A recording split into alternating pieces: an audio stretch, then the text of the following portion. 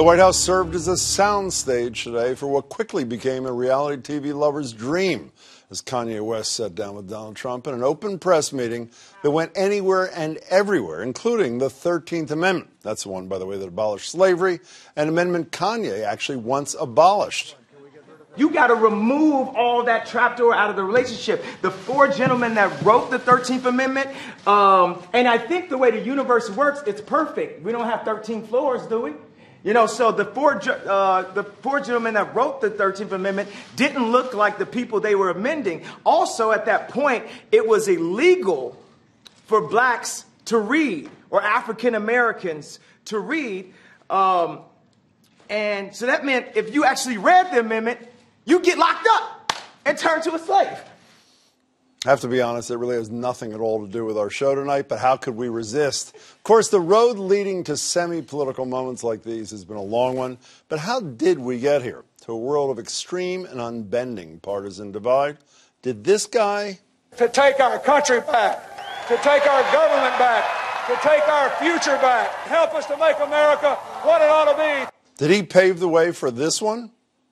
We have gone forward with a clear vision and a righteous mission to make America great again for all Americans. And how about this guy? Look how angry the left is. Huh? Look at it. The angrier they get, the better we're doing.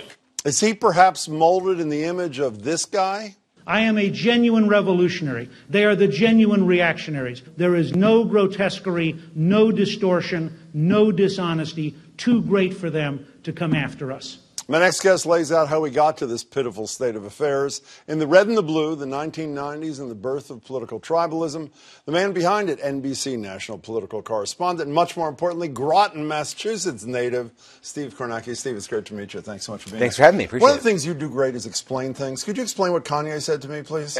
Give me a couple hours and maybe I'll come up with something. Can you, very quickly on this, I don't want to waste time on this.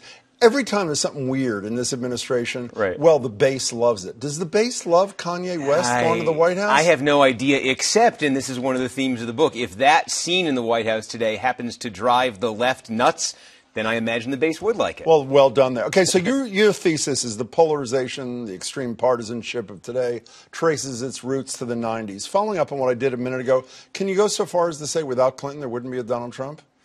Clinton was necessary, at least in this much. There needed to be a Democratic president for Newt Gingrich to play off of, for there to be a Republican revolution in 1994 to bring Republicans to control of Congress. And that Republican Congress is what creates a second backlash that creates, I think, what is sort of blue America. So I think red and blue, the creation of red and blue in the 1990s, I think that's the story of the decade, required a Clinton and a Gingrich. But there's also a Teflon-esque thing that is almost unlike any other that attached to both those men, is there not? It's fascinating, too. What Clinton gave us was, he gave us the sexual politics of the last generation or so.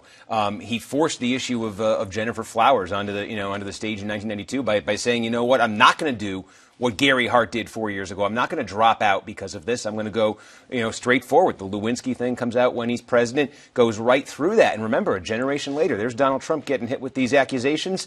What's his defense? Hey, Hillary Clinton was married to this guy. So without Newt Gingrich, continuing the theme, would there be a Mitch McConnell, for example? Newt Gingrich, I think, is the single most important ingredient in all of this, because I think Newt Gingrich's idea, when he came to Congress, and this is the late 70s, and he had this rise from the back benches to the Speaker's gavel in 1994, Newt Gingrich believed in nationalizing politics. Newt Gingrich believed that the person who's a Democrat or Republican in your backyard should be no different in the minds of the voter than the person they're seeing on the news, coming out of Washington, coming out of the networks. In the nationalization of politics, the merger of politics and media that sort of goes hand in hand with that, I think is what gives us this divide. Well, also the notion that there is never to be compromise. Is it not? I mean, Mitch McConnell meeting with whoever he met with on the night of, was it the inauguration or the swearing in or whatever it is, of Barack Obama, on that night, how they can stop essentially the whole Obama agenda. That's a Gingrichian kind of thing. Well, they knew that because of what happened for the Republicans in the first 2 years of Bill Clinton's presidency, when Gingrich had that strategy. If Gingrich said, look,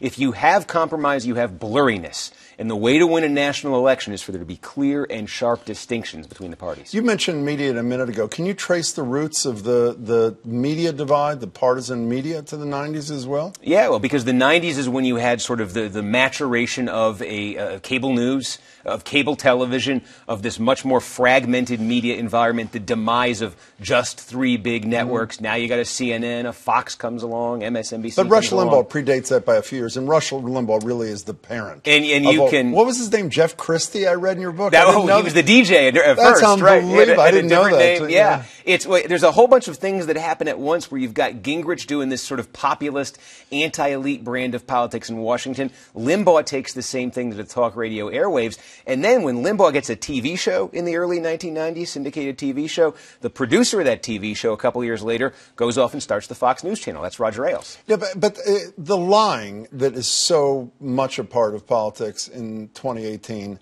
other than lying about sex, I'm not belittling, and sexual assault, probably.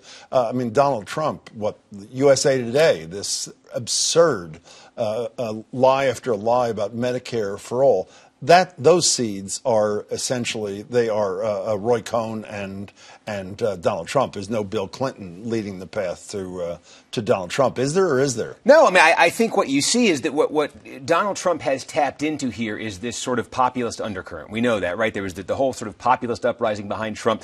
But that was something, it's been there for a long time. And folks in the media, I think folks in both parties, Republican Party included, weren't aware of how big it was and were kind of afraid to go looking for it. And we've seen examples in the past with Newt, with Pat Buchanan, folks who've gone looking for it. And Trump took it into this new environment in 2016. You just said something's been there for a long time. I assume red and blue, I'd never thought about it, had been there since creation practically. Yeah. Where does this all come from? Really, election night 2000. The colors used to be interchangeable on the television networks on election night. We didn't say red and blue. So David Brinkley, ABC News, in 1984 election night, tells viewers, you know what? This election night, we're going to make the Republicans red because red and Reagan start with the same letter. That was the level of thinking that went into it. But on election night 2000, you had a perfect tie. And then the country had 36 days of that recount to stare at it. And it wasn't just a perfect tie. It was stark division. Red in the South, blue in the Northeast, blue on the coast. And you could really see it, and the colors took on meaning. So today I read for the first time that you talk a lot about the midterms, obviously, and you're a data-driven kind of guy. The Clintons are about to start a national tour beginning 2 weeks after the election. You're shaking your head like this. I'm shaking my head like this. I can't believe this. It's going to come to Boston in April.